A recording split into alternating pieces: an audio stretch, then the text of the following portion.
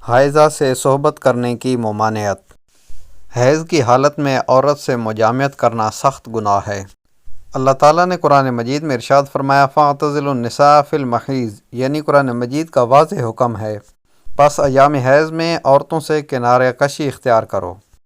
کنارہ کشی سے مراد یہ نہیں ہے کہ ان کے ساتھ تعلق ختم کر دو، بلکہ یہاں پر سیکشول انٹرکورس مطلب کہ ان کے ساتھ مجامعت نہ کرو۔ اگر کوئی شخص اس کا مرتکب ہو جائے تو اس کی بابت نبی پاک صلی اللہ علیہ وآلہ وسلم نے ارشاد فرمایا جو شخص بحالت حیض اپنی عورت سے صحبت کرے تو اسے چاہیے کہ وہ نصف دینار صدقہ کرے۔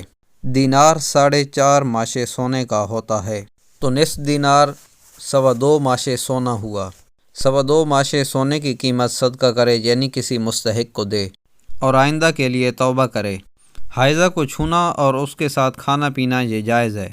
حضرت انس رضی اللہ تعالیٰ عنہ سے روایت ہے کہ اگر عورت حیض سے ہوتی تو یہودی اس کے ساتھ کھانا پینا بند کر دیتے، تو نبی پاک صلی اللہ علیہ وآلہ وسلم نے ارشاد فرمایا کہ حائضہ سے ہر کام کرو سوائے جماع کے، یعنی حائضہ کے ساتھ اٹھنا بیٹھنا کھانا پینا بوس و کنار یہ سب جائز ہے، لیکن جماع کی اجازت نہیں ہے۔